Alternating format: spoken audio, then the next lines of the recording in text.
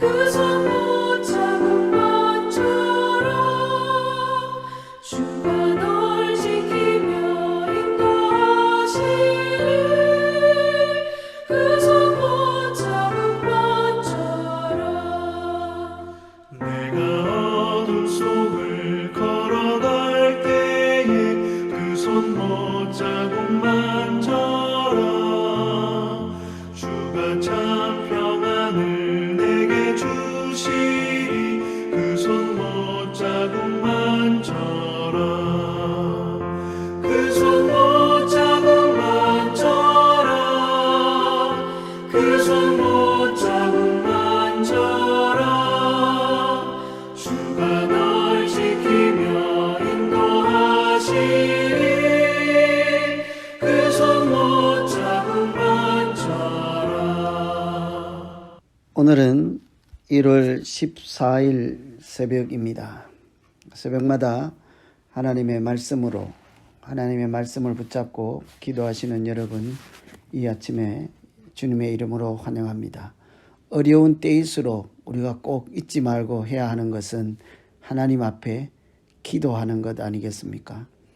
우리 힘으로 다 감당할 수 없을 때 하나님께 눈을 들어 하나님의 도우심을 간구하고 또 하나님이 주시는 응답대로 살아갈 때 우리 자신의 힘을 벗어나는, 사람의 한계를 넘어 믿음으로 살아가는 우리 모두 될 줄로 믿습니다. 오늘 이 아침에도 더욱 힘을 내셔서 기도할 때 지금 여러 가지 어려운 상황을 잘 견디시고 또 새 힘을 내는 우리 모두 되기를 간절히 소망합니다. 오늘 말씀은, 우리가 붙잡고 기도해야 할 말씀은 마태복음 5장 10절, 의를 위하여 박해를 받는 자는 복이 있나니 천국이 그들의 것임이라. 참 성경의 말씀은 사람의 생각과 참 다르다 할 때가 있습니다. 참 제대로 읽으면 깜짝깜짝 놀랄 때가 있지요. 특별히 오늘 말씀도 그렇습니다.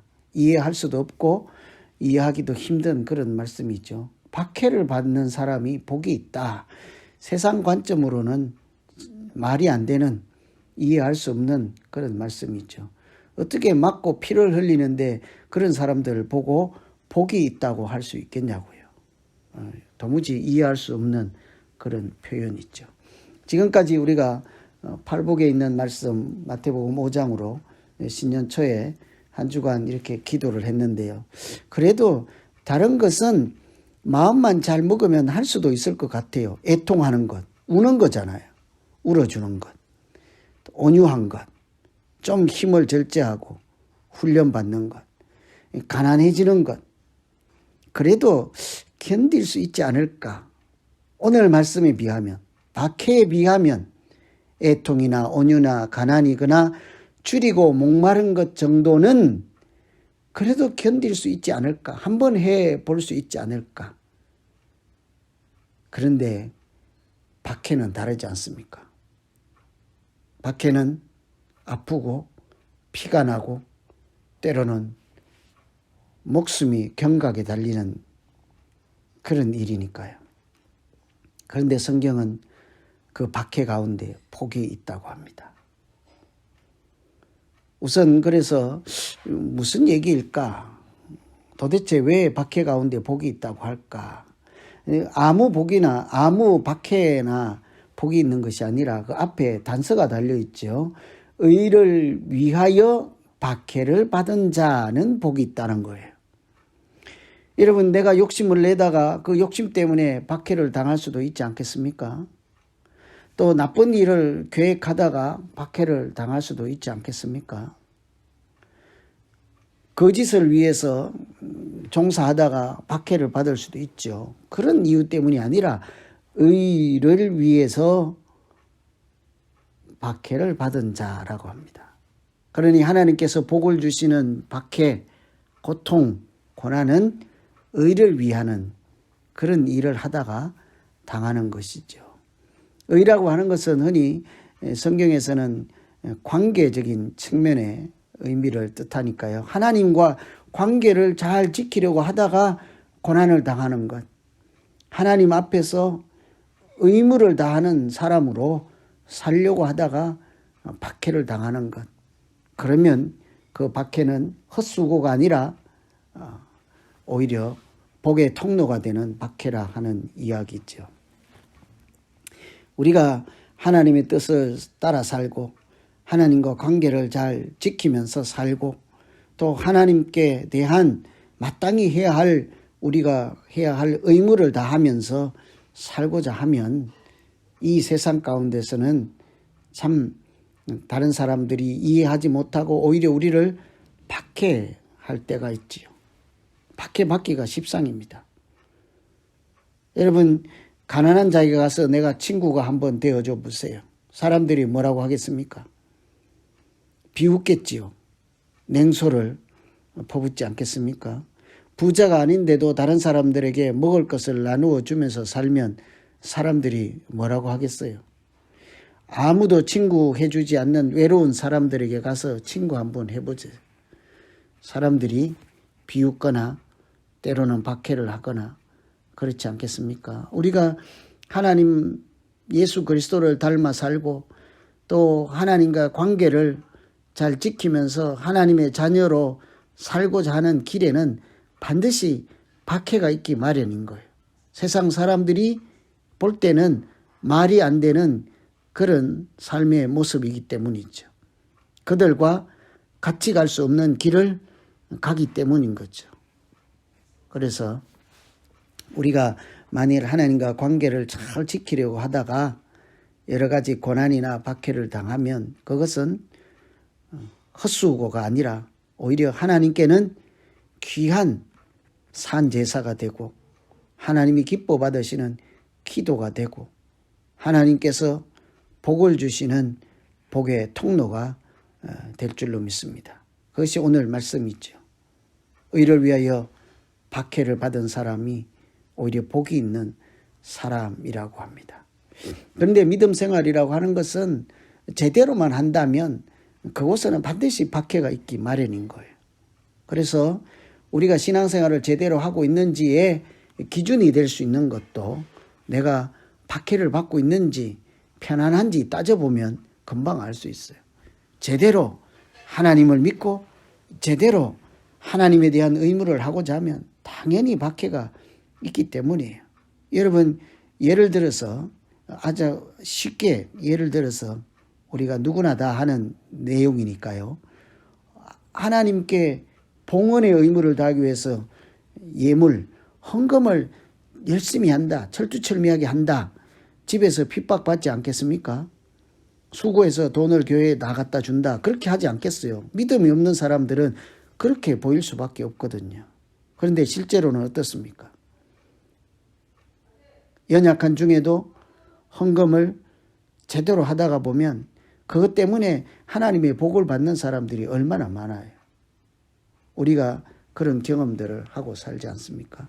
그래서 오늘은 우리가 첫 번째 기도할 것, 의를 위하여서 박해를 받는 일에 내가 주저주저하지 않게 하시고 하나님과 관계를 바로 세우고 하나님 앞에 의무를 다하는 일에 최선을 다하면서 때로는 박해가 있을지라도 그것 때문에 오히려 복을 누리는 믿음 생활 되게 해 주십시오. 이렇게 기도할 수 있겠습니다.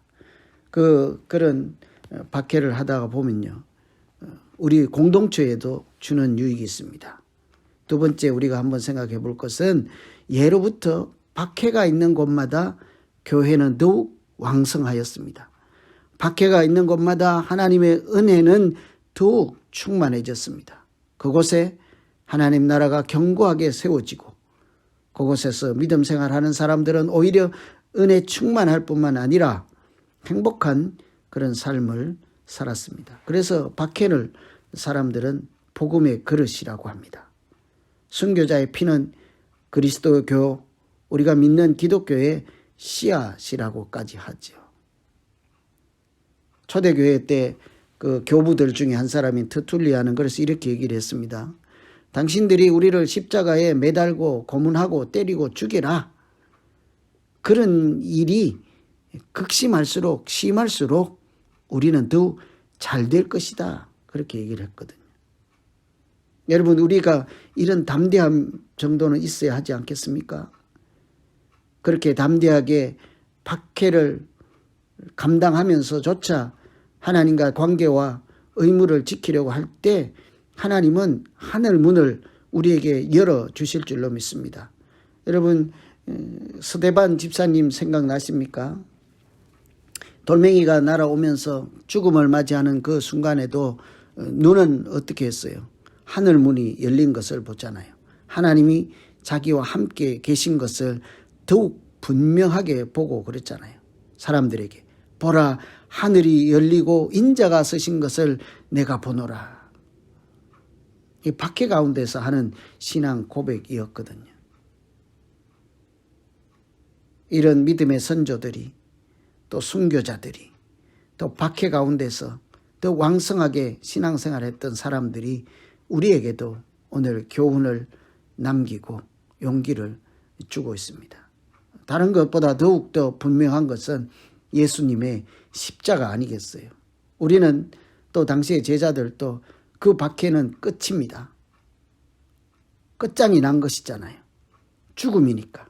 근데 실제로 그 박해를 통해서 하나님의 사랑이 확정되고 하나님의 은혜가 강물처럼 보혈의 피가 은혜의 바다처럼 역사하셔서 십자가의 공로로 우리가 구원을 받지 않습니까? 참으로 놀라운 하나님의 방법이죠. 그래서 박해의 결과는 박해가 있을수록 더욱 교회가 왕성하고 하나님 은혜는 충만하고 하나님 나라는 더욱 견고하게 세워지는 것을 보며 이 아침에 기도할 것. 하나님, 당장은 아프고 견디기 힘듭니다. 그러나 이 박해 가운데서, 핍박 가운데서 하나님 은혜가 더욱 크게 역사하실 줄 믿사오니 주여 오늘 잘 견디고 참게 하시고 세상 사람들과 같지 않게 다른 방법으로 살아가는 일에 용기를 내게 하여 주십시오. 하나님, 그렇게 살아가는 순간마다 주님 동행하여 주시고 하늘 문이 열리고 인자가 계신 것을 두 눈으로, 영적인 눈으로 보게 하여 주시옵소서. 이렇게 기도하는 아침 되기를 소망합니다. 오늘은 박해를 주제로 하나님 말씀으로 기도하고자 합니다. 여러분, 예수 믿는 것 때문에 각 가정에서, 교회에서 또는 세상에서 어떤 어려움이 있습니까? 참으로 견디기 힘든 그런 경험을 할 때도 있을 것입니다. 오늘 말씀 기억하면서 현재 당하는 고난을 잘 견디시고 하나님이 예비하신 복을 누리는 그런 우리 모두 되기를 소망합니다. 의를 위하여 박해를 받은 자가 복이 있나니 천국이 저희 것입니다. 그래서 박해를 통해서 임하시는 천국을 소유한 우리 모두 되기를 소망합니다. 오늘 각자에게 주신 하나님 말씀 붙잡고 이제 같이 한번 기도하겠습니다. 여러분, 어려울 때일수록 더욱 오늘 말씀으로 붙잡고 같이 한번 기도합니다. 하나님 아버지, 신앙생활 할 때 눈물 흘리지 않을 수가 없는 때가 있습니다. 하나님, 그만 가고 싶을 때도 있습니다. 사도 바울은 나의 달려갈 길을 끝까지 간다고 하였사오니 시시때때로 하나님 너무 고통스럽고 아픕니다. 견디기 어려울 때가 있습니다. 때로는 교회 가지 않는 할머니 할아버지께서 교회 가는 길을 가로막아서 신발을 두 손에 들고 살금살금 기어서 교회에 다닐 때도 있었습니다. 하나님 아버지, 교회 간다고 학대받을 때, 핍박을 받을 때도 있었습니다. 하나님 말씀을 전한다고 하나님 사람들이 우습게 생각하고 비난하고 업신여길 때도 있었습니다. 하나님, 예수 닮은 사람처럼 살다가 더 큰 곤욕을 당할 때도 있었습니다. 하나님, 원수를 사랑하라 하는 하나님 말씀 붙잡고 살아갈 때 오해도 받고 멸시도 받고 더 큰 고난도 받을 때도 있습니다. 하나님 아버지, 그렇다 할지라도 하나님께 관계를 다 잘 지키며 사는 사람으로 살도록 여전히 예수 사랑하는 비전 우리에게 주시고 또 하나님 아버지께 의무를 다하는 자로 신실한 자로 살고자 할 때 중단하지 않고 포기하지 않고 끝까지 담대하게 살아낼 수 있도록 인도하여 주시옵소서. 하나님 핍박 가운데 있는 하나님의 은혜 우리 가운데 역사하게 하여 주시고, 하나님의 도우심으로 오늘도 이 박해를, 이 고난을, 이 힘든 길을 잘 견디며 버티고 소망 가운데 하나님, 그러나 내 마음 안에는 천국을 이룬 사람으로 살아내기에 부족함 없게 하여 주시옵소서. 코로나 시대에 각 가정에서 이제 가지고 있는 당면한 문제들과 하나님 아버지께 간구할 것들로 기도할 때 주님 역사하여 주시고 특별한 은총으로 함께하여 주시옵소서. 예수님 이름으로 기도하옵나이다. 이제 각자 계속해서 더 기도하시겠습니다. 하나님 아버지,